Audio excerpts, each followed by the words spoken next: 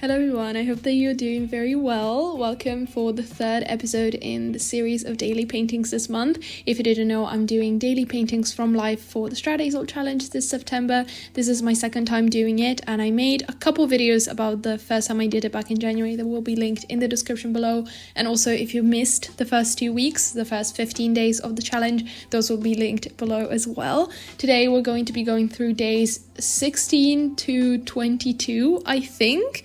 And a little disclaimer before we start, I know that majority of what I do at this point on this channel is oil painting, and I know that that's what people expect, I suppose, but there only are 3 oil paintings in this video, and they are the last 3 paintings, so you'll find chapters in the description as well, so if you want just to skip to those, totally understandable, those will be linked below as well. The rest is some gouache painting that I did, and also I tried my hand at some digital painting. You'll see a little bit more of that in next week's video, because I did 2 or 3 more in the last week that I actually really quite like, but just because these past couple of weeks have been very hectic. I had an exam 2 days ago at the point that I'm recording this, and it was a very important exam that's basically the base of everything else that I'll be studying this year, so I really wanted to make sure not only that it went well, but most importantly that I felt confident in the topics and the content and everything, because I knew that I would be building on it a lot this year. And so that took a lot of time, and painting got pushed to the side a bit, and I'm still very proud of myself for actually sticking to it and, you know, getting through with it and painting, even though I was painting late at night, or, you know, this first painting was actually quite funny because I tried to paint my cat. She wouldn't sit still, so I had to paint her like sitting on the floor. That was very interesting, but I had to do a few paintings at night, and that's kind of the reason why I started thinking about trying out digital painting again. It's something that I've been interested in on and off for the past few years, and I have an iPad, I have Procreate, and I use it for like thumbnails and sketches and color tests and all that, but I never really make pieces with it, and I don't think I would ever end up really using that as my main medium. There's something about paint that is, you know, very tactile, and I really like that aspect, especially with oil paint. But since I was finding myself only really having time to paint at night, and I really hate filming at night, I found a way actually to not have this really yellow light show through, and a couple of the paintings that I did at night the week after this are not in such a terrible light, but I apologize for the lighting in this bit of the video because, you know, it's incandescent lighting, it's not great, and I didn't want to film in this, so I thought, you know, if I just do this on my iPad, I can just screen record it. You can't tell what time I did this at, and it was very nice, and I actually really enjoyed it, especially the ones that I did the week after. I really liked, but this one as well, you'll see in a couple minutes. I think that was the 4th day this week. I don't know what actual day it was, but I actually really quite like the way that it turned out. So very long intro to say that it's been a very hectic week, and so paintings are a bit all over the place this time, but I still did them, you know, I still did them. And at this point, I really was starting to feel like I was repeating the same subjects all over again. You can see here that I was painting an apple, and I've painted this apple like 4 times probably just that week. And, you know, I try to be like creative and inventive, but it's really hard, first of all, when this is not the only thing that you're doing, and second of all, I don't have a lot of like cute objects and things that I can paint, and so I oftentimes end up painting food. And then if I find a subject that I like, I'm more than happy to re-explore it in a series of different ways, which is what I did here. And I think I like all of these, and I like the way that all of these turned out, especially the oil paintings later. And I just hope that it's interesting for you to see as well. I know I feel like I'm putting myself down a lot at the beginning of this video. I'm still really proud of the work that I've done, but I'm aware that it could be boring or repetitive for some people. So, you know, I hope you still like it, and it's completely fine if you don't. But yeah, I've done a bit of a mix of gouache and oils, and I don't know, this week painting has been really weird, especially with oils. I don't know what I'm doing anymore at this point.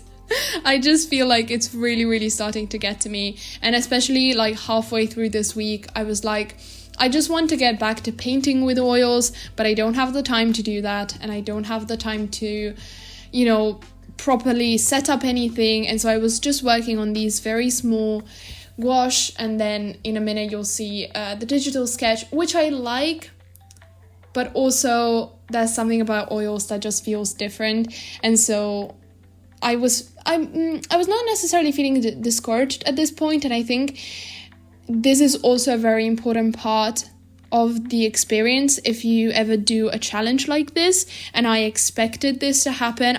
Frankly, I did not expect to be able to stick to this challenge this month, and I think, actually, I don't think I mentioned it in any videos. I maybe filmed that as part of a vlog, but I didn't end up including that bit. But I just did not expect to be able to stick to this, because I had 2 exams this month that I'm very, very happy with. They went really well, but they took a lot of time. And I was also trying to post twice a week on YouTube, which I did successfully. Also very proud of that. I haven't had a very... I've posted a lot on YouTube over the past year, but it's not been too consistent.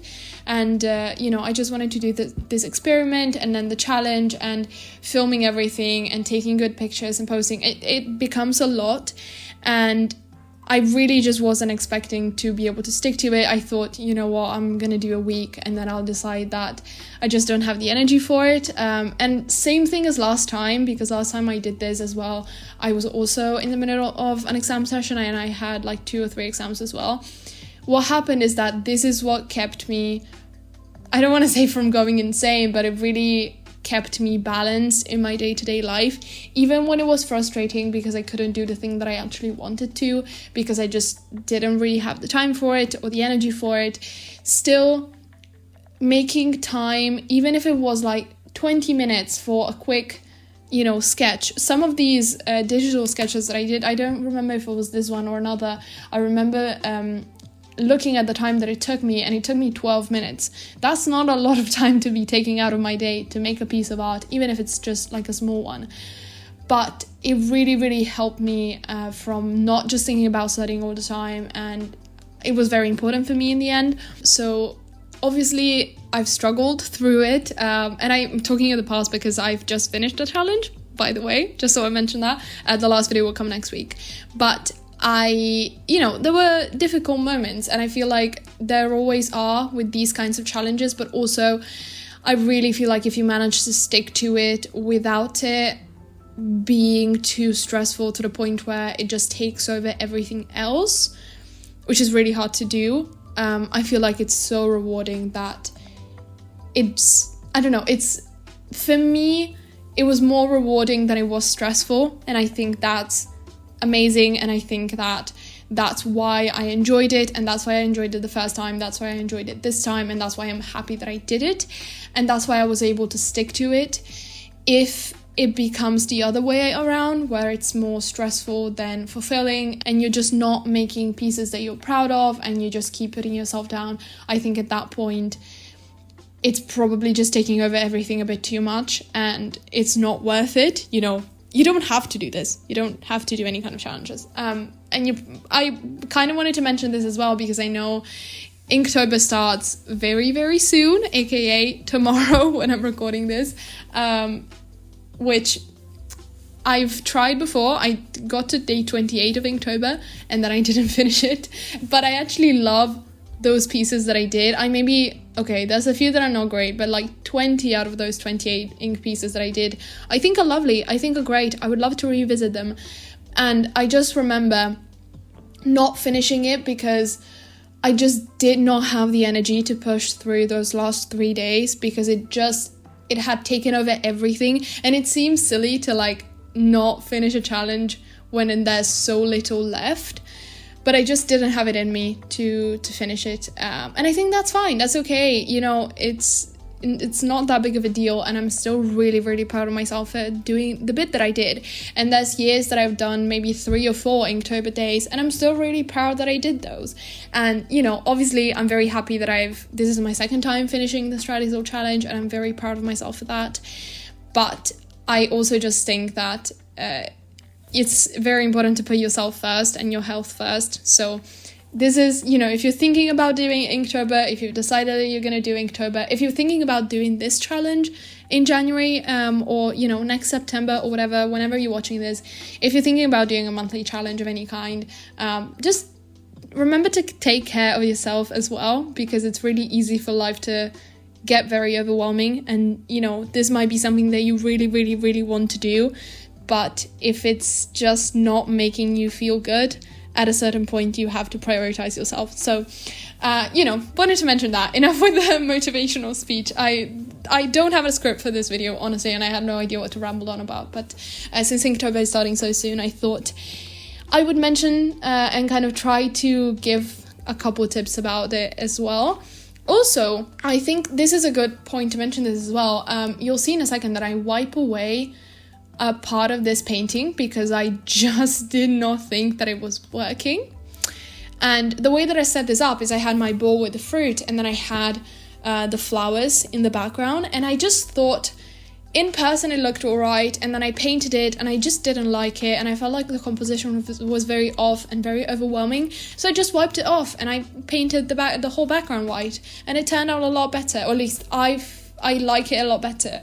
So don't be afraid to mess up and to try to fix your mistakes if you can, especially if you're working with oils. This is something that I've mentioned before I don't do enough of.